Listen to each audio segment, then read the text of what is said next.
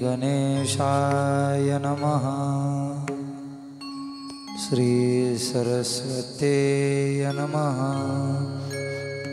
श्री गुरुचरणकमलेभ्यो नमः।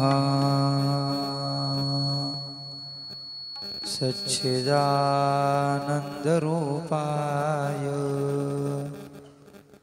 विश्वोत्पत्त्यादिहेतवे तापत्रयविनाशाय श्रीकृष्णाय वयं नुमः। यं प्रव्रजन्तमनुपेतमपेतकृत्यं द्वैपायनो विरहकातराजुहाव पुत्रेति तन्मयतया तर्वोऽभिनेदोस् तं सर्वभूतहृदयं मुनिमानतोऽस्मि।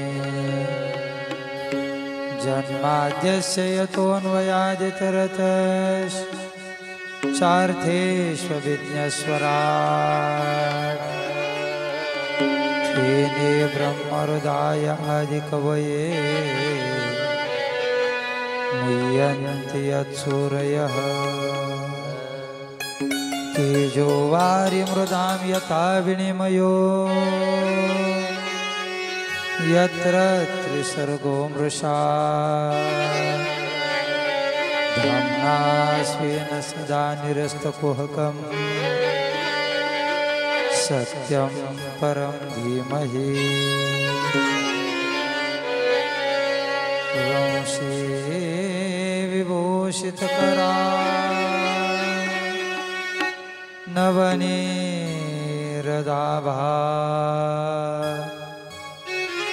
पीताम्बराधरुणबिम्ब फलाधरोष्ठा पूर्णेन्दुसुन्दरमुखाद् अरविन्दनेत्रा कृष्णात् परं किमपि तत्त्वमहं न जाने। नारायणं नमस्कृत्यं नरं चैव नरोत्तमं देवीं सरस्वतीं व्यासं ततो जयमुदीरयेत्। जयांचे केलिया स्मरण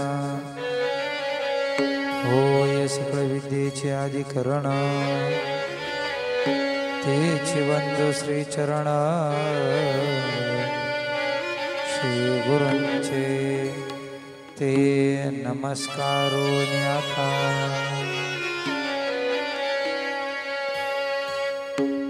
अनंत कृपा सिंधू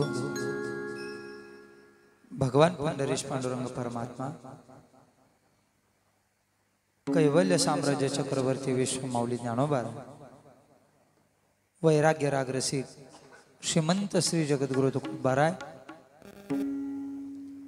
आदरणीय हरिभक्तपरायण परमपूज्य तपोनिधी बाळासाहेब फणसे स्वामी बाबांच्या आशीर्वादाने आदरणीय हरिभक्तपरायण रायगड भूषण भजन सम्राट कुशल संघटक सीतारामजी महाराज साळुंके महाराजांच्या मार्गदर्शनाखाली आणि आपल्या संपूर्ण स्वानंद भजनी मंडळ पडवे पठार या भजनी मंडळाच्या अथक अशा परिश्रमामधून हा पुरुषोत्तम मासाच्या पर्वकालावरती उत्सव सुरू आहे।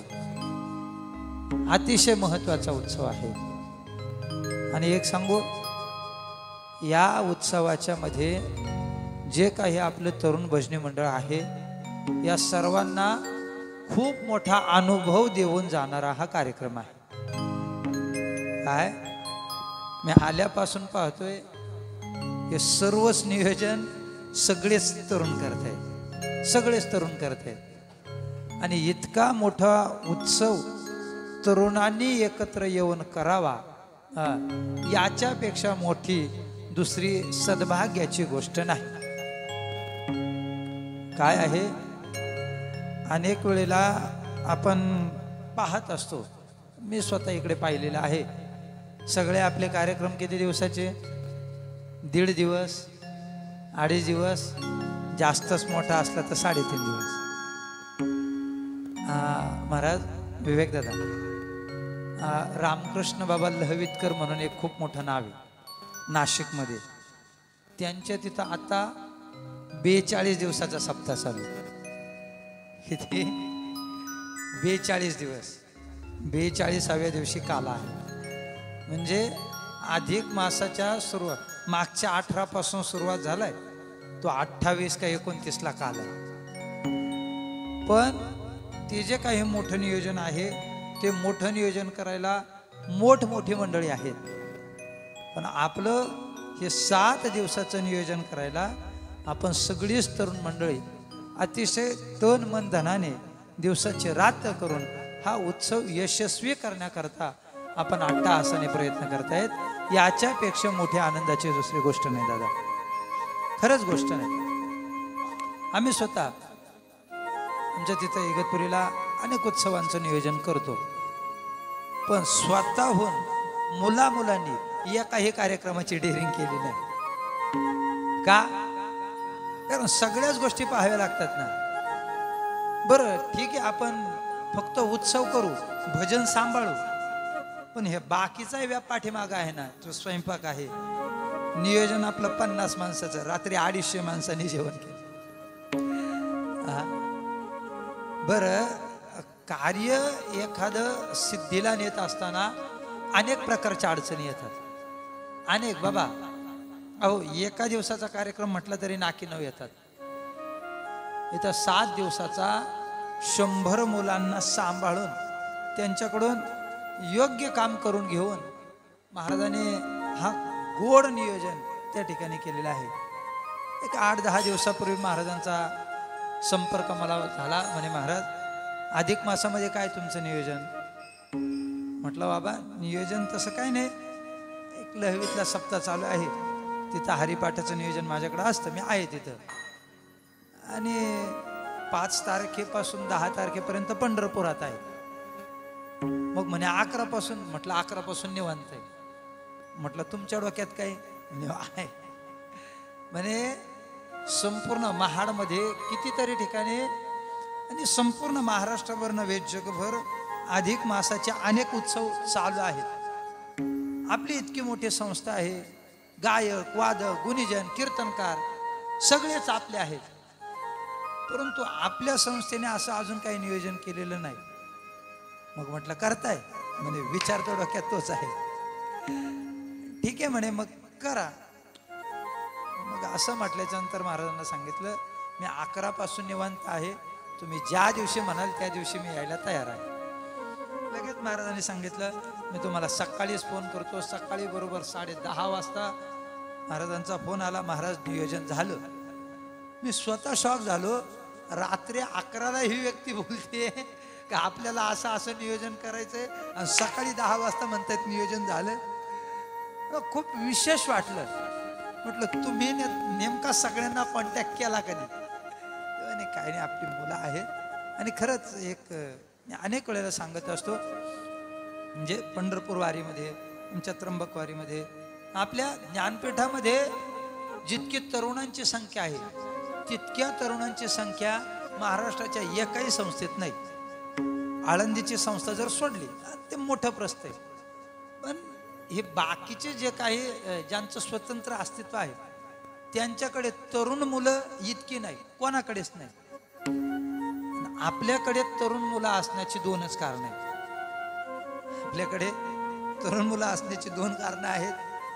एक म्हणजे सुनील गुरुजी, दुसरे म्हणजे सीताराम बाबा साळुंखे.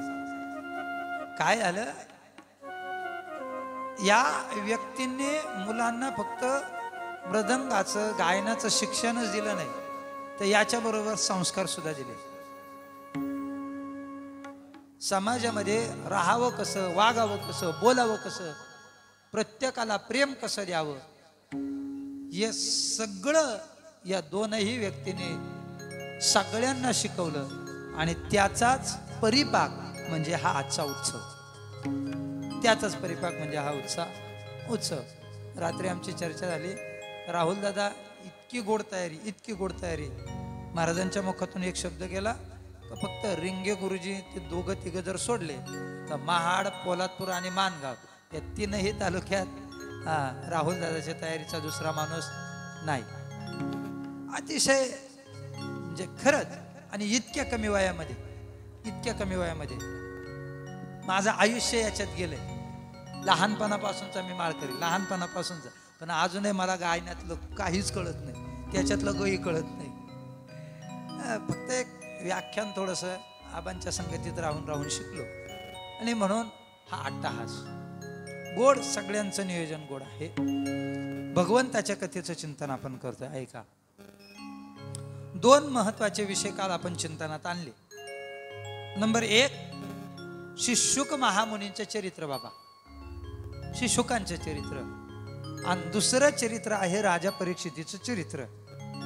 आणि त्यांच्या मध्ये आपण जो प्रसंग पाहिला तो प्रसंग होता भागवताच्या रचनेसंबंधीचा इतिहास. कशा पद्धतीने भागवताची रचना झाली या बाबतीतलं चिंतन आपण करून गेलेलो आहे.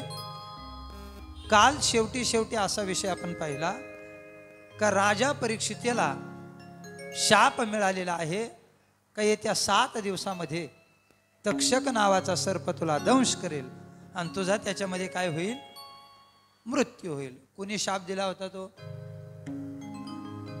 शृंगी ऋषीने. कोणी दिला? शृंगी ऋषीने. शृंगी ऋषींचे वडील शमिक ऋषी. या शमिकांचा अपमान राजा परीक्षिताने केला. गाळ्यामध्ये मेलेला सर्प टाकला आणि त्यामुळं आपल्या बापाचा अपमान शृंगीला सहन झाला नाही. एका क्षणामध्ये शाप देऊन मोकळा झाला. काल मी बोलता असं बोलून गेलो, माणसाला सगळं सहन व्हावं पण बापाचा अपमान सहन होऊन काही सहन करावं, बापाचा अपमान सहन करता कामा नाही. मग राजा परीक्षितीच्या कानावरती ही बातमी गेली आणि बातमी गेल्याच्या नंतर आपल्या सर्वस्वाचा त्यांनी त्याग केला. जे काही राजवस्त्र त्यांनी परिधान केलेली होती राजवस्त्र टाकून दिली. आपला मुलगा जन्मेजयाला राजगादीवरती बसवलं आणि राजा भगवत प्राप्तीमध्ये वनात गेला. कशाने? त्याला अनुताप झाला महाराज. अनुताप कशाला म्हणतात? परमार्थ करण्याकरता जी अंतःकरणाची अतिशय तीव्र वृत्ती मनुष्याची होते तिला अनुताप म्हणतात. काय? परमार्थ करण्याची अतिशय तीव्र वृत्ती याला अनुताप म्हणतात. आणि परमार्थ करण्याची अगदी क्षणिक वृत्ती त्याला पश्चाताप म्हणतात. काय म्हणतात? उदाहरणासहित सांगतो मी. बघा काय होतं, अनेक वेळेला 55-60 वर्षाची जर जोडी असली, लग्नाला बरीच वर्ष झालेली असतात आणि सुरुवातीला लग्न झाल्यावरती जे एकमेकांवरती प्रेम होतं ते प्रेम आता त्या काळात राहतं का? राहत नाही. काय आहे तुम्हाला सांगतो म्हणण्यापेक्षा आपल्याला अनुभव आहे, मी फक्त लक्षात आणून देतो. बाळांनो, सगळ्यांनी मला एक सांगा, आपलं सगळ्यात जास्त लहानपणी प्रेम कोणावर असतं? लहानपणी कोणावर असतं प्रेम? आईवर. सगळ्यात जास्ती प्रेम कोणावर बाबा? आईवर. चला थोडं पुढं आपण जाऊ. एकदा की आपण प्राथमिक शाळेत गेलो का आईवरचं प्रेम आपलं प्राथमिक शाळेच्या शिक्षकावर. बघा सगळ्यांनी आपल्या डोळ्यासमोर आणा, आपल्याला माध्यमिकचे शिक्षक आठवणार नाही, कॉलेजचे शिक्षक आठवणार नाही, पण प्राथमिकचे आठवल्याशिवाय का? कारण प्राथमिक शाळेच्या शिक्षकावरती आपलं आतोनात प्रेम असतं. चला पुढे. आता तोच मुलगा पुढे कॉलेजला गेला का पुन्हा त्याचं प्रेम बदलतं. बरोबर ना? बरोबर. कोणावर जातं? मित्रांवर जातं. लहानपणीचे बालमित्र आपले असतात, पण जीवनात जी खरी संगत मित्रांची आपल्याला लाभते शेवटपर्यंत लक्षात राहतात ना, ते कॉलेजचे मित्र राहतात. का? कारण त्यावेळेला आपल्यामध्ये एक वैचारिक समजूत प्राप्त झालेली असते आणि ते मुलं, ते विद्यार्थी, आपले मित्र आपल्या कायम लक्षात राहतात. आपलं प्रेम काय झालं, विभागलं गेलं. बरोबर. लहानपणी आईवर, थोडं मोठं झाल्यावर तिच्यावरचं थोडं कमी झालं शिक्षकावर, पुन्हा कॉलेजला गेल्यावर मित्रमंडळीवर. चला पुढे, थोडंसं पुढे जातो. एकदा की आपण नोकरीला लागलो, तिथेही काही मित्रमंडळी तयार होते, त्यांच्यावरचे सुद्धा आपलं प्रेम तयार होतं. झालं. एकदा की दोनाचे चार झाले का मग सगळं प्रेम तिच्यावरती. थोडंसं पुढे जातो. एकदम खरं खरं सांगा, आता 2 वर्षामध्ये जर का मुलगा झाला तर लग्न झाल्यावर जितकं प्रेम तिच्यावर होतं आता राहतं का? पुन्हा प्रेमाची काय झाली, विभागणी झाली. पुन्हा प्रेमाची काय झालेली आहे, विभागणी झाली. अर्ध प्रेम तिच्यावर, अर्ध प्रेम त्या बाळावर. जोपर्यंत एक मुलगा आहे तोपर्यंत प्रेम त्या एका बाळावर. 2 झाल्यावर मग आता पुन्हा दोघांवरती ते प्रेम जातं ना, त्याचं सुद्धा तिचं सुद्धा. असं करता करता करता करता म्हातारपणामध्ये एकमेकावरचं प्रेम पूर्णतः कमी होतं. एक आयुष्य आपल्याला पूर्ण करायचं आहे, या दृष्टीने माणसं आपल्यावरती प्रेम करतात. दोघांचं झालं भांडण. हे जे 50-60 इंच होते, दोघांचं भांडण झालं. त्याने सांगितलं, आयुष्य तुझ्या बरोबर काढलं, सगळं आयुष्य माझं वाया गेलं, आता मला परमार्थाला लागायचं आहे. कधी? गोऱ्या स्मशानात गेल्यावर. आता मला परमार्थ लागायचंय. त्याने सांगितलं, तुम्ही काही जाऊ शकत नाही, मला माहिती आहे. त्याने सांगितलं, हे बघ, आत्ताच्या आत्ता या घराचा त्याग करतो, आत्ताच्या आत्ता या घराचा त्याग करतो आणि निघून जातो. 1-2 ड्रेस पिशवीमध्ये भरले, पिशवी अडकवली आणि निघाल्याच्या नंतर 20-1 किलोमीटर पायी गेला. 20-1 किलोमीटर पायी गेल्याच्या नंतर दुपार झाली आणि पोटामध्ये कावळे ओरडायला लागले, भूक लागली. आता करायचं काय? डोक्यात विचार आला, आता घरी परत जाऊ शकत नाही. जवळपास तिथं भिक्षा मागून थोडंसं खाल्लं, आराम केला. पुन्हा संध्याकाळच्या गावात गेला. पुन्हा संध्याकाळी प्रश्न, खायचं काय असं म्हटल्यावरती पुन्हा 1-2 घर मागितल्याच्या नंतर खाल्लं, तिथं आराम केला. दुसऱ्या दिवशी पुढच्या गावाला जायला निघणार. तेवढ्यात आता हा विचार करू लागला, अरे असं रोज रोज कोणाकडे मागायचं आणि किती किती मागायचं? दुपार झाली तरी मागायचं, संध्याकाळ झाली तरी मागायचं. जाऊ दे, आपण काय करू? पुन्हा घरी बायकोच बोलली ना, दुसरं कोणी बोललं? बरं ती काय आजच बोलली का? ती लग्न झालं तेव्हापासून बोलतच होती ना. मग आताच आपण काय इतकं मनावर घेतलं? डोक्यात विचार करू लागला, पुन्हा तिथून फिरला आणि घरी येऊन राहू लागला. याला काय म्हणतात? पश्चाताप. आणि राजा परीक्षितीला जो झालेला आहे तो आहे अनुताप. काय आहे तो? अनुताप. परमार्थाच्या तीव्र इच्छेला अनुताप म्हणतात. आणि म्हणून हा अनुताप जर परमार्थामध्ये नसेल तर आपला परमार्थ सिद्धीपर्यंत पोहोचू शकत नाही. नाथ महाराज आपल्या चिरंजीव पदामध्ये सांगतात, परमार्थ सफल होण्याकरता येथे पाहिजे मुख्य अनुताप.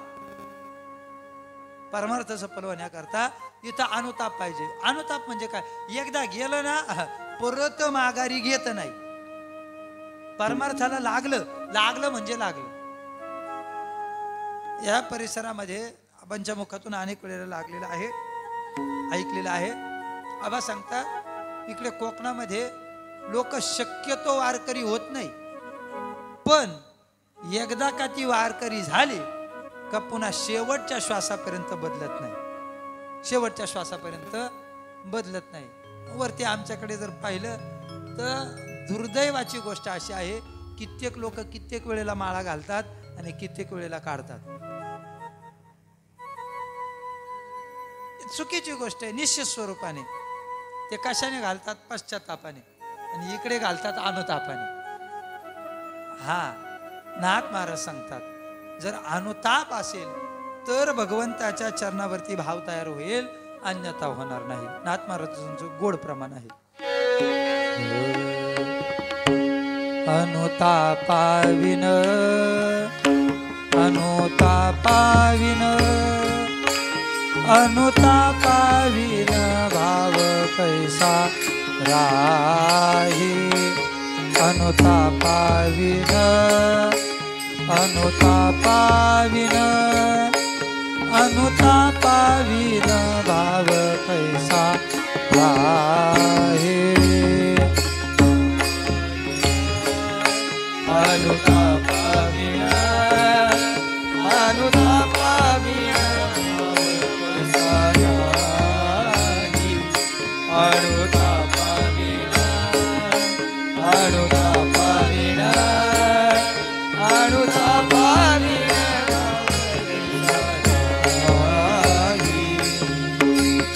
अनुभवे पाहे शोधोनिया. अनुभवे पाहे शोधोनिया.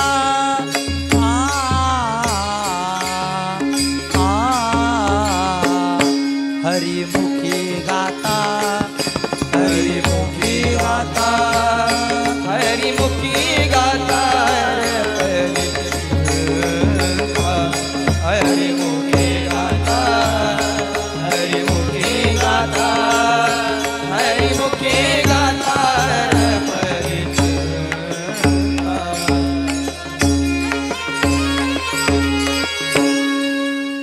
गोड भाव सांगितला नाथ बाबांनी. अनुतापाविन अनुतापाविन अनुतापाविन भाव कैसा राहे. अनुभवे पाहे शोधोनिया.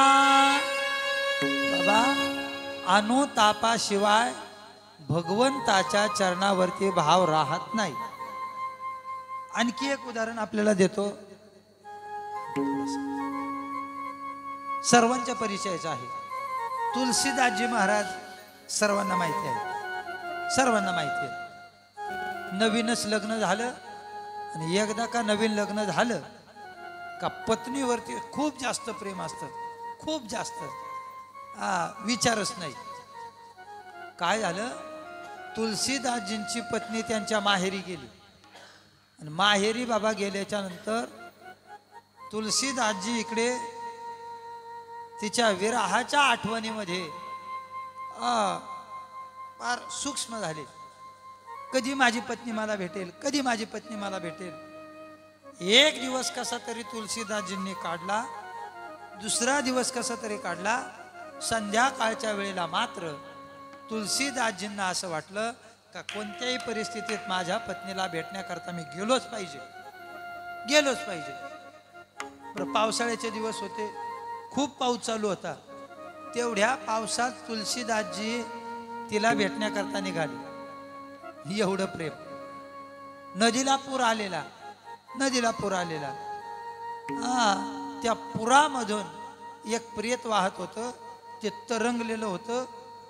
यांना माहिती नाही हे नेमकं काय. हे त्या प्रेतावरती बसले आणि प्रेतावरती वाहत वाहत वाहत वाहत कसं तरी जीवाचे हाल करत नदीच्या पलीकडं ते पोहोचले. नदीच्या पलीकडं पोहोचल्याच्यानंतर पूर्णतः भिजलेले आहेत. पांघरण्याची व्यवस्था नाही, काहीच नाही. रेनकोट नाही, छत्री नाही आणि पान घोंगडं सुद्धा काहीच नाही. सगळे भिजलेले आहेत. गेले. आता त्यांनी विचार केला, मध्यरात्र झालेली आहे, पुढच्या दरवाजाने गेलो तर सासरकडची मंडळी वेड्यात काढल्याशिवाय राहणार. अरे या माणसाला एवढी सुद्धा अक्कल नाही का? एवढ्या रात्री हिला भेटण्याकरता इथं. मग यांनी असं ठरवलं यांनी असं ठरवलं का आपण ती वरच्या मजल्यावरती राहते, खिडकीमधून एखादा दोर भेटतो का याची व्यवस्था पाहून वरती जाण्याचा प्रयत्न करू. असं म्हटल्याच्या नंतर त्यांच्या अंतःकरणात हा भाव जागृत झाला. ज्या ठिकाणी तिची खोली होती त्या खिडकीजवळ ते गेले. तिथं त्यांना एक दोर लटकत असताना दिसणार आणि त्या दोराला पकडून तुलसीदासजी वरती गेले. तुलसीदासजी वरती गेल्याच्या नंतर तिला उठवल्याच्या नंतर ती दचकली, घाबरली. कारण तिच्या डोक्यामध्ये हे असं काहीच नव्हतं का माझे पती या ठिकाणी येणार आहेत. आणि मग ती दचकल्याच्या नंतर का हो इतक्या रात्री तुम्ही इथं? हो प्रिये, तुझ्याशिवाय मला करमलं नाही, माझं तुझ्यावरती नेतात. इथपर्यंत कशा आला? याने घडलेला प्रकार सांगितला. अगं पाऊस चालू होता, त्या पावसामध्ये तुला भेटण्याची इच्छा माझी तीव्र होती आणि त्या तीव्र इच्छेच्या योगानं इथपर्यंत मी आलो. नदी पार करून आलो, पावसात आलो, पुरात आलो. पण अगं तू माझी चांगली व्यवस्था केली बरं का. मला वरती चढण्याकरता प्रश्न पडलेला होता की आता वरती चढावं कसं. बरं झालं तू माझ्याकरता हा दोर सोडला. हिने सांगितलं मी आणि दोर कुठे? ते त्या दोराजवळ दादा गेले तर पाहिल्याच्या नंतर त्यांनी असं लक्षात आलं तो दोर नव्हता, तो एक महाविषारी सर्प होता. आणि त्या महाविषारी सर्पाला पकडून तुलसीदासजी वरती गेले होते. अशी गोष्ट लक्षात आल्याच्या नंतर तिला वाईट वाटलं आणि तिच्या मुखातून वाक्य निघाला, हो मला भेटण्याकरता जितके प्रयत्न केले ना तितके प्रयत्न जर तुम्ही देवाला भेटण्याकरता केले असते तर कदाचित तो परमात्मा सुद्धा तुम्हाला भेटला असता. मी आज ना उद्या जाणार आहे, एवढेच प्रयत्न त्या देवाला भेटण्याकरता करा, तो परमात्मा भेटल्याशिवाय राहणार नाही. पत्नीच्या या वाक्याने तुलसीदासजींच्या अंतःकरणाच्या वेध घेतला, ते शब्द लागले आणि त्या क्षणापासून तुलसीदासजी भगवत चिंतन करायला लागले. याला म्हणतात अनुताप, याला म्हणतात अनुताप. आणि म्हणून त्या ठिकाणी परीक्षितीजी शुक महामुनींना आता विचारत आहेत की महाराज मला एक सांगा, मरणाऱ्या माणसाने काय करावं? मी काल बोलता बोलता बाबा बोलून गेलो का मरणारा फक्त एकटा परीक्षित होता का? तुम्ही आपण सगळेच आहोत ना. कधी कधी कीर्तनकार विनोदाने ती कथा सांगत असतात बघा. एका गावात म्हणे कीर्तन होतं, महाराजांनी सगळ्या लोकांना सांगितलं या गावातले सगळे मरणार आहेत, सगळे मरणार आहेत, सगळे मरणार आहेत. तिथं एक आजीबाई होती. सगळ्या लोकांना वाईट वाटायला लागलं, सगळ्या लोकांचे चेहरे पडले, काही जण रडायला लागले. एक म्हातारी तिथं होती, ती म्हातारी एकटीच हसायला लागली. महाराजांना आश्चर्य वाटलं, म्हणे हे असं का झालं? सगळे लोक रडतायत आणि तू एकटी का हसते? म्हणे महाराज तुम्ही असं सांगितलं का या गावातले सगळेच मरणार आहेत, सगळे मरणार आहेत.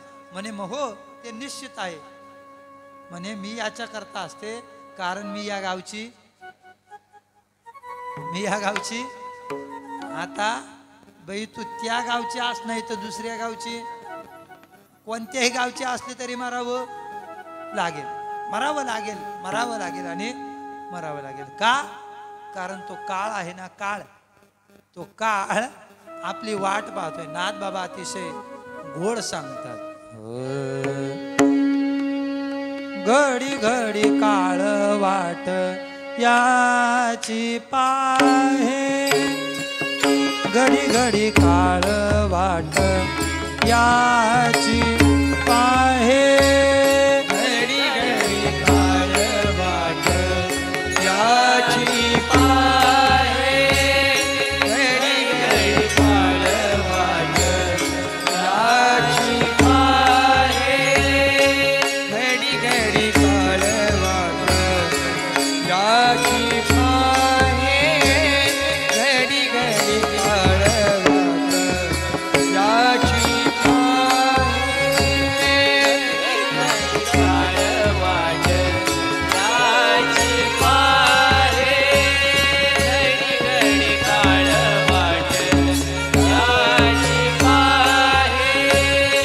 अजून किती आहे अवकाश, अजून किती आहे, अजून किती आहे अवकाश, अवकाश. हरिमुखी गाता हार पली चिंता, हरिमुखी गाता हार पली चिंता, हरिमुखी चिंता, हरिमुखी गाता हार पली चिंता, चिंता.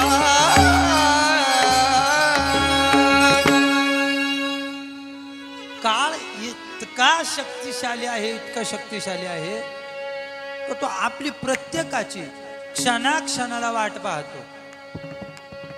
मी अनेक वेळेला सांगत असतो, कधी कधी लोक म्हणतात माझी आई माझी घरी खूप वाट पाहते, माझी पत्नी माझी वाट पाहते, माझे वडील माझी वाट पाहतात. पण बाबा एक सांगू, सगळ्यात जास्त वाट तर आपली कोण पाहतोय, तो काळ पाहतोय. काळापेक्षा जास्त आपली वाट दुसरं कुणी पाहत नाही. सगळ्यात जास्त काळ आपली वाट पाहतोय. किती क्षणोक्षणाला वाट पाहतोय ना. घडी घडी काळ वाट याची पाहे, आणि तो विचार करतोय, अरे याला माझ्याकडे यायला अजून किती वेळ आहे, अजूनही किती आहे.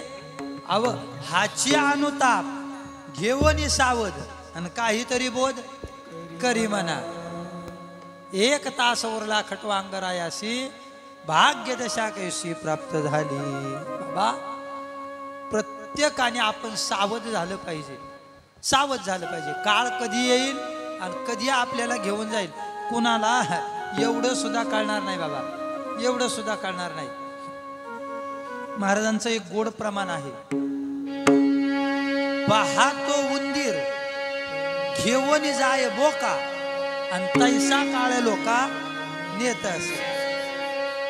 उंदीर बाबा आपल्या मस्तीमध्ये राहतो, आपल्या मस्तीमध्ये उंदीर राहतो, त्याचं खाणं पिणं करत असतो. त्याला असं वाटतं आता मी स्वतःच्या इच्छेचा राजा आहे. खेळतो खेळतो, बागडतो, खातो पितो, मौज मजा करतो. आपल्या भाषेत सांगू, आयुष करतो. कोण कोण? उंदीर. उंदीर काय करतो? उड्या मारतो. कोण? उंदीर. पण तो बोका कधी येतो आणि कधी त्याला घेऊन जातो कळत सुद्धा नाही. या उंदराचं नाही, आपलं हे आपलं आहे. तैसा काळ लोका नेत असे. परीक्षितीने विचारलं, महाराज मरणाऱ्या माणसाने काय करावं? पुरुषस्य यत् कार्यम म्रियमानस्य सर्वथा. मला एक सांगा, काय करावं, मी काय करावं? राजा परीक्षिताला श्री शुक महामुनींनी गोड उत्तर दिलं. ऐका, ते असं म्हणतात, तस्माद् भारत सर्वात्मा भगवान ईश्वरो हरिः श्रोतव्य कीर्तितव्यश्च स्मर्तव्यश्चेत्तथा भयम्. गोड उत्तर दिलं, गोड उत्तर दिलं. ते असं म्हणतात, तस्माद् भारत सर्वात्मा भगवान ईश्वरो हरिः श्रोतव्य कीर्तितव्यश्च स्मर्तव्यश्चेत्तथा भयम्. हे अर्जुना, हे भारता, तू काय कर, जर तुला या सगळ्या गोष्टीतून जर मुक्त व्हायचं असेल, आनंद प्राप्त करायचा असेल, स्वतःचा उद्धार करून घ्यायचा असेल, तर तू एक काम कर. त्या श्रीहरीच्या लीलांचं तू काय कर, तू श्रवण कर. श्रोतव्य कीर्तितव्यश्च, त्याचं कीर्तन कर. आणि स्मर्तव्यश्चेत्तथा भयम्, याचा अर्थ तू त्याचं काय कर, स्मरण कर. त्याचं काय कर, स्मरण कर. एवढं केलं तुझा उद्धार.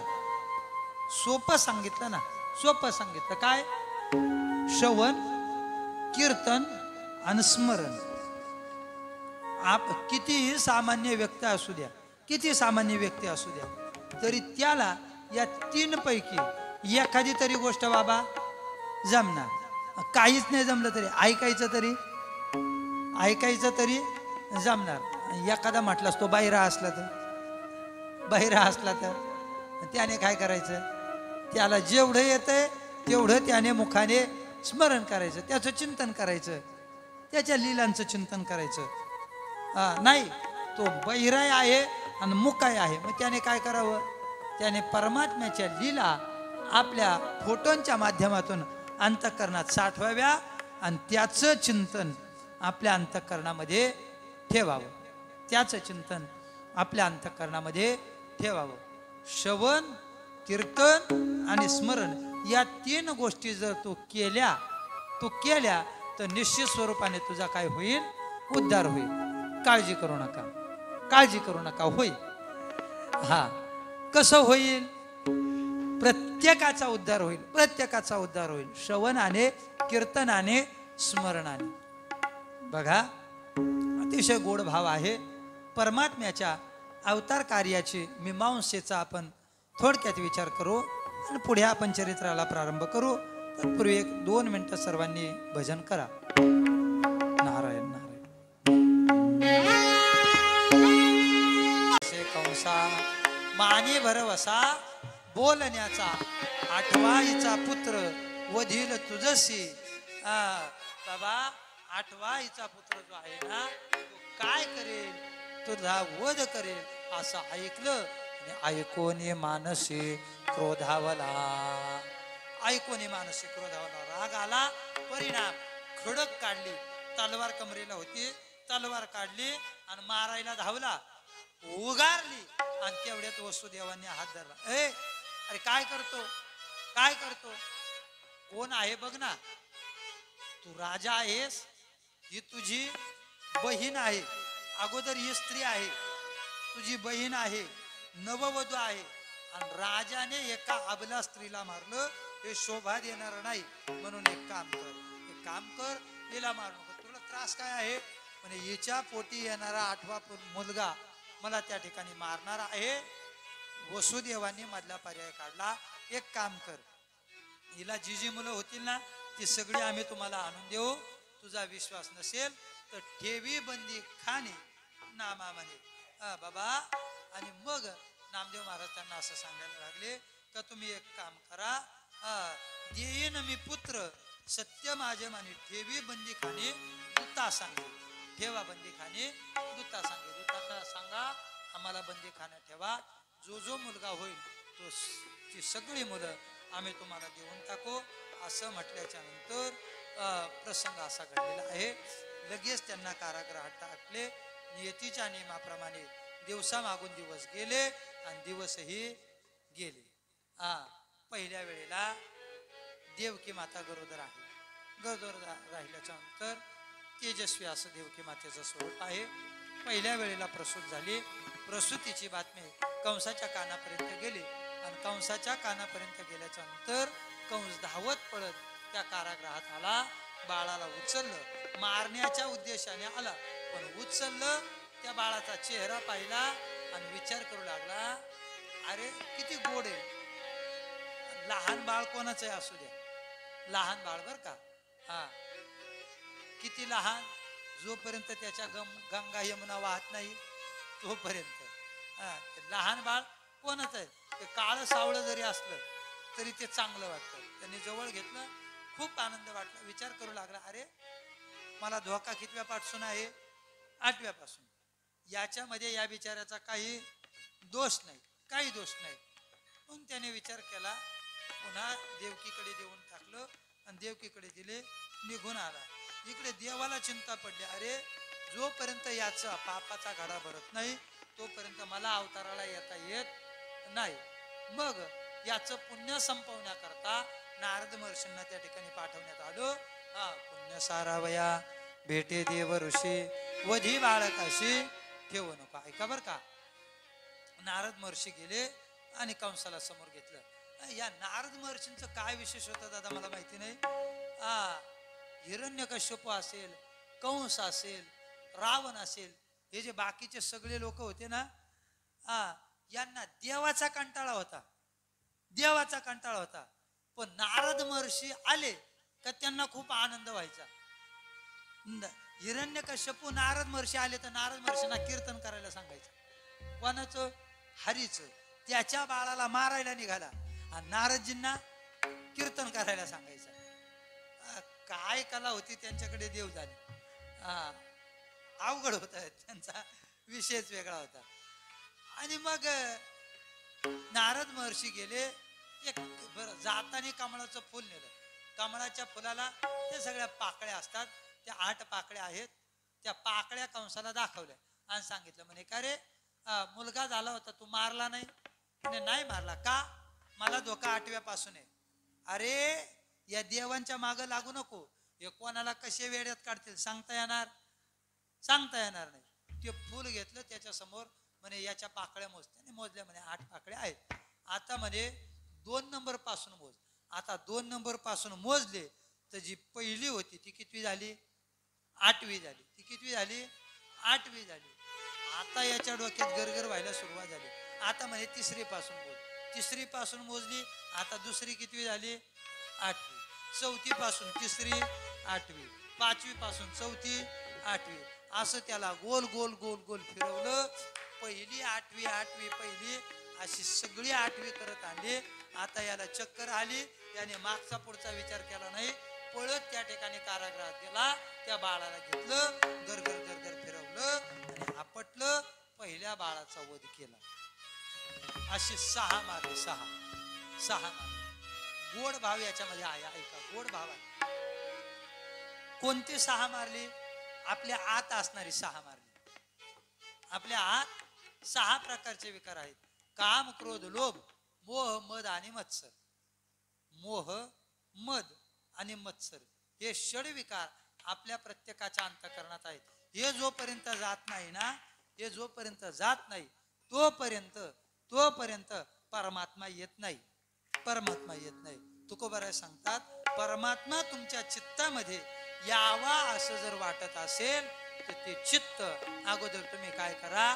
निर्मळ करा. आणि एकदा का चित्त निर्मळ केलं मग परिणाम काय?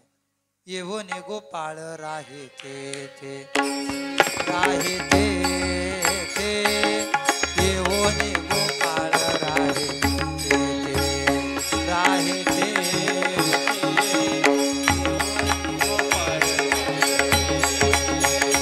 राहे ते येवो ने गोपाळ. तुका म्हणे चित्त करा रे निर्मळ. तुका म्हणे चित्त करा रे निर्मळ. तुका म्हणे चित्त करा रे निर्मळ.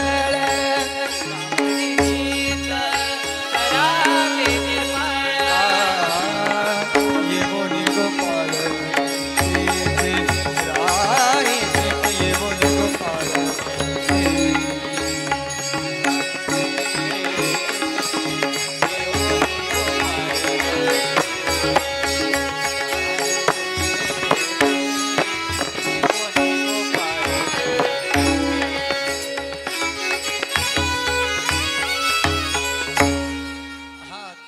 गोड सांगतात. तुका म्हणे चित्त करारे निर्मळ.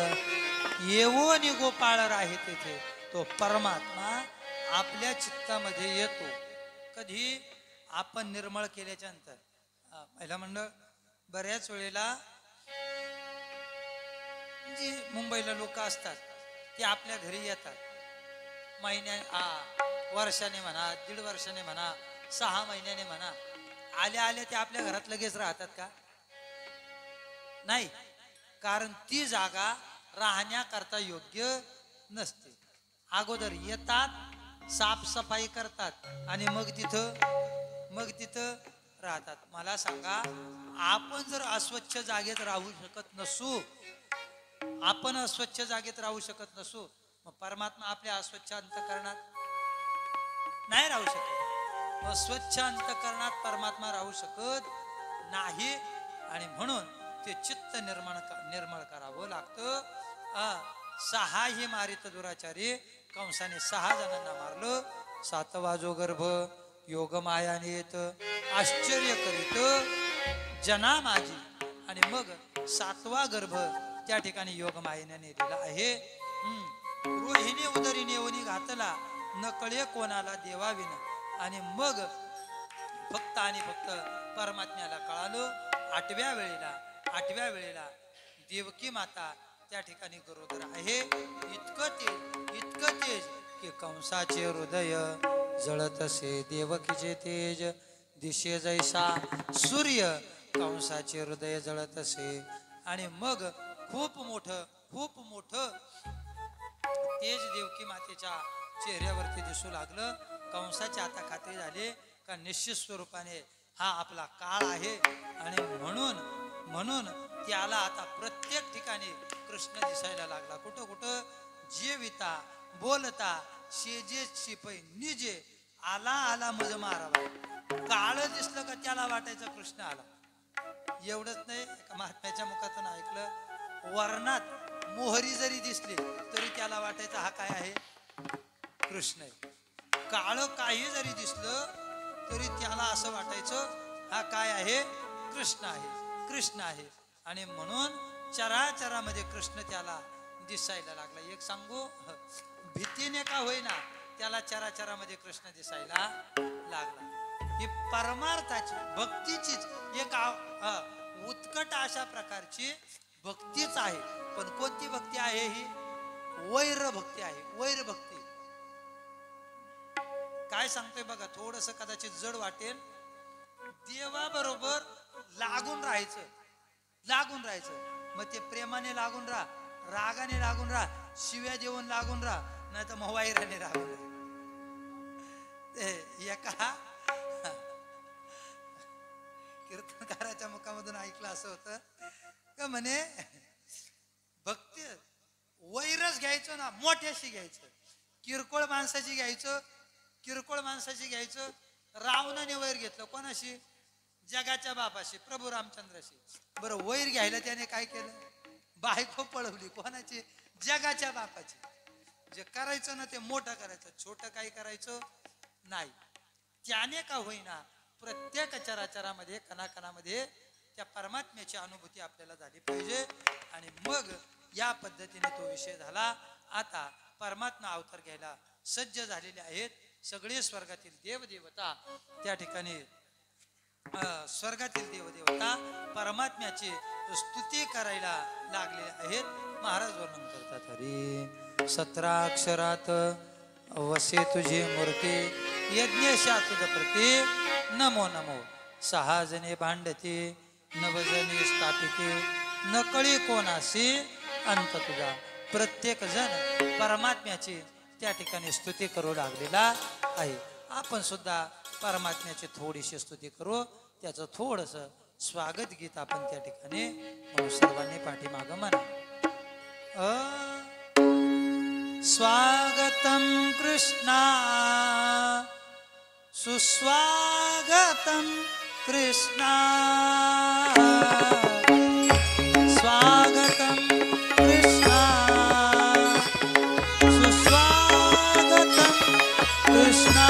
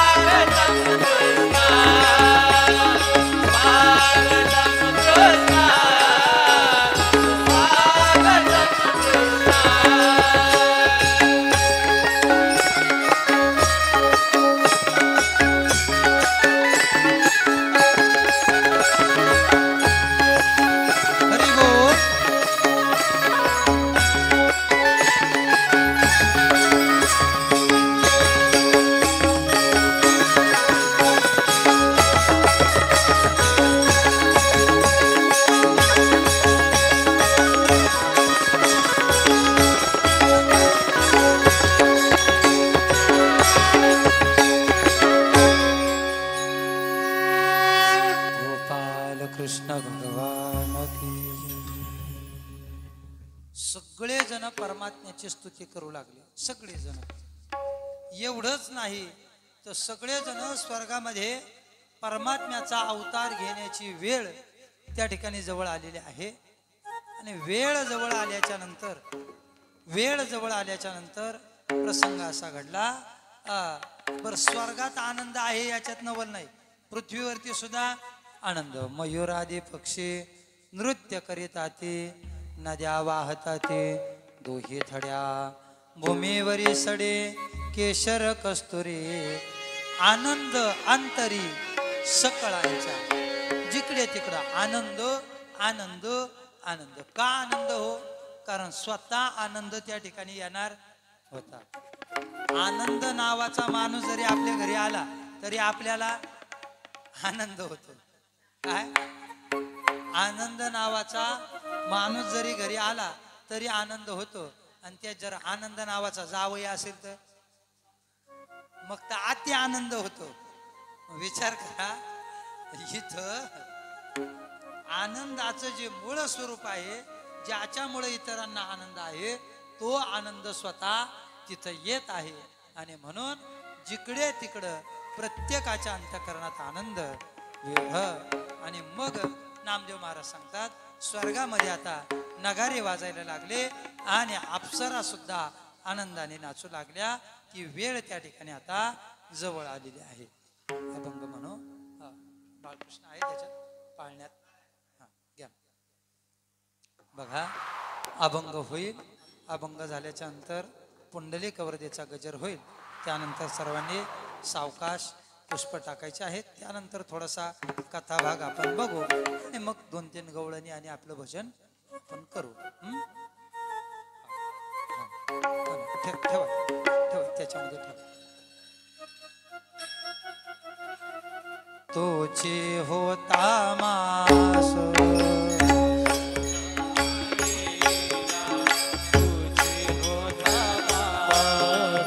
दशरथे मारिला, तोची होता मास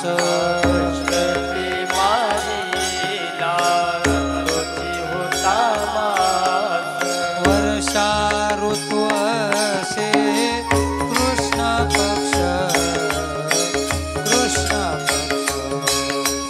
वर्षा ऋतू असे कृष्ण पक्ष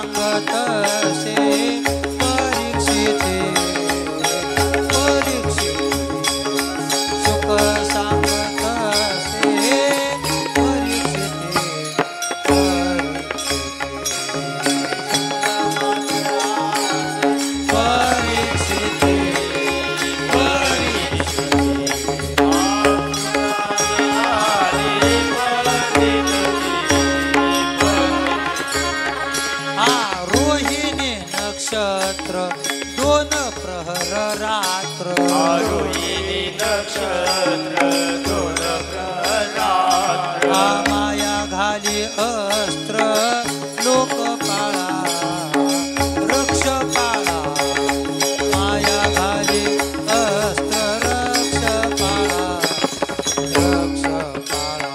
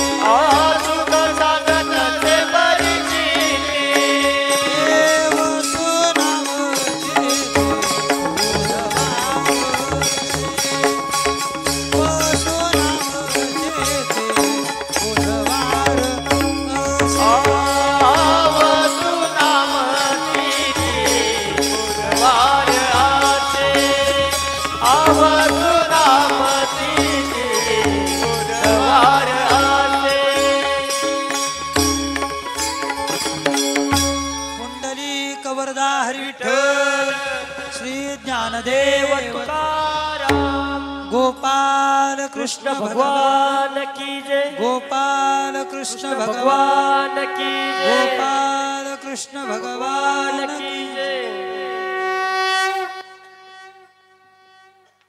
सावकाश सावकाश एक 5 मिनिटं खाली बसा फक्त आपण थोडीशी कथा पाहू आणि पुढे मग आपण सगळे गाऊ आणि नाचू ऐका भगवान परमात्मा प्रकट झालेले आहेत प्रकट झाल्याच्या नंतर वसुदेव देवकी माता समोर आहे आणि समोर असताना देवकी माता वसुदेवांना म्हणत आहे सोडा सोडा मिठी लपवा लपवा जग जेठे झने कंसासे कळेल माझ्या बाळासे मारेल देवकी माता वसुदेवांना सांगायला लागले का ते रूप तुम्ही बाजूला सोडा परमात्म्याची मूर्ती समोर होती आणि परमात्म्याची मूर्ती साक्षात परमात्मा समोर आहे आणि खूप आनंद वसुदेव देवकी मातेला झाला देवकी माता म्हणायला लागले अरे तू असा 8 वर्षाचा कोण तुला आमचा मुलगा म्हणणार हे बघ तू काय हो देवा आताच्या आता लहान हो आणि लहान जर झाला ना तर मला स्तनपान करता येईल देवाने सांगितलं ठीक आहे तुम्ही स्तनपान मला करा परमात्मा लहान झाले देवकी मातेनं बाळाला स्तनाला लावलं परमात्म्याने निश्चिंत स्तनपान केलं आणि स्तनपान केल्याच्या नंतर त्या ठिकाणी वसुदेवजींच्या मनात चिंता तयार झाली का आता या बाळाचं रक्षण करायचं कसं त्यावेळेला परमात्म्याने लगेच सांगितलं हे पहा काम करा मी तुम्हाला आनंद देईल पण तुम्हाला आनंद द्यायला मला थोडा टाइम आहे आता तुम्ही एक काम करा मला इथून उचला आणि नंदाच्या घराला न्या नंदाच्या घराला मज नेई गोकुळाला माया उपजली तेथे देवी मज आणि येते बराचसा विस्तार आहे विस्तार करत नाही वसुदेवजींनी परमात्म्याला उचललं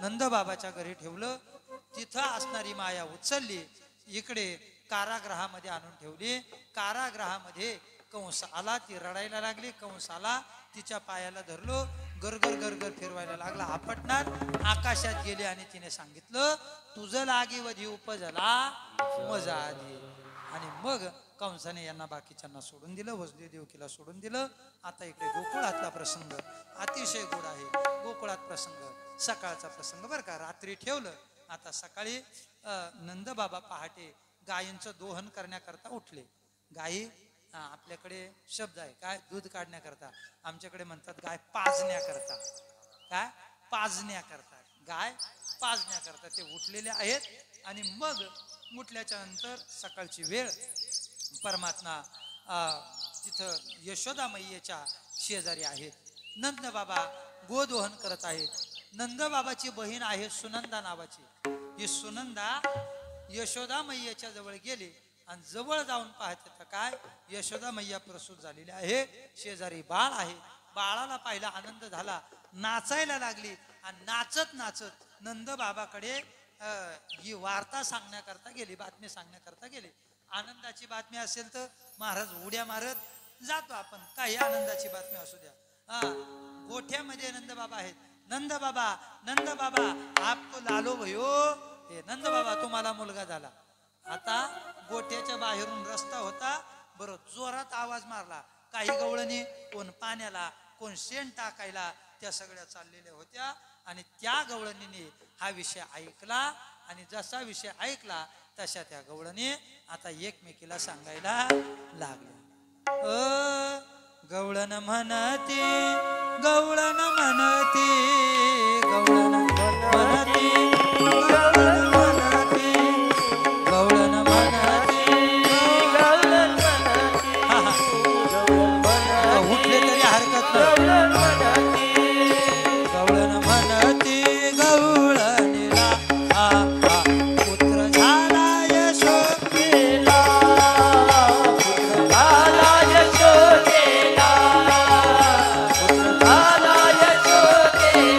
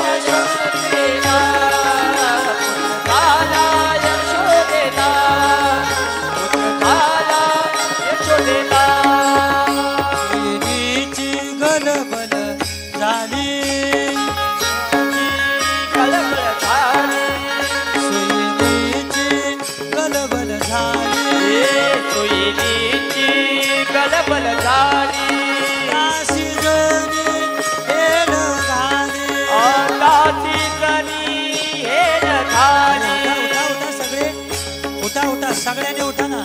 दासी जणी हेल घाली. उठा उठा. गवळण म्हणती म्हणती म्हणती गवळणीला पुत्र झाला यशोदेला पुत्र झाला यशोदेला पुत्र झाला यशोदेला हे नंद घरानंद भयो जय कन्हैया लाल की नंद भयो जय कन्हैया लाल की हाथी घोड़ा पालकी जय कन्हैया लाल की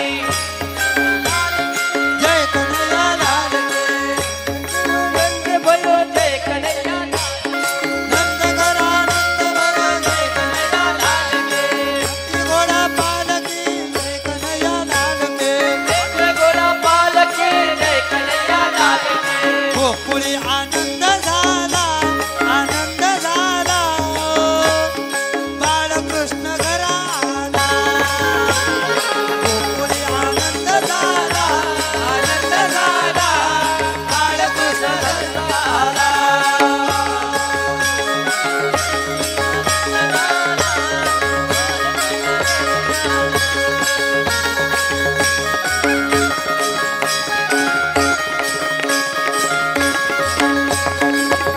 हे गोकुळी आनंद झाला बाळकृष्ण घरा आला. गोकुळी आनंद झाला बालकृष्ण घराला गोकुळी आनंद झाला बाळकृष्ण घरा आला. गोकुळी आनंद झाला बालकृष्ण घराला गोकुळी आनंद झाला बाळकृष्ण घराला गोकुळी आनंद झाला बालकृष्ण घराला गोकुळी आनंद झाला बालकृष्ण घराला हे गोकुळीच्या सुखा अंत पार नाही रेखा तुका कपार नाही रेखा गुढीच्या चुका अंतपार नाही रेखा गोकुळीच्या सुखा अंत पार नाही रेखा हे गोकुळीच्या सुखांत पार नाही रेखा. हे गोकुळीच्या चुकात पार नाही रेखा गोकुळीच्या सुखांत पार नाही रेखा. गोकुळीच्या चुकात पार नाही रेखा बाळकृष्ण नंदा आनंदल्या नगराले बालकृष्ण नंदा घरी आनंदल्या नगराले बालकृष्ण नंदा घरी आनंदल्या नगराले राधे राधे हो राधे राधे राधे राधे हो राधे राधे राधे राधे हो राधे राधे राधे राधे हो राधे राधे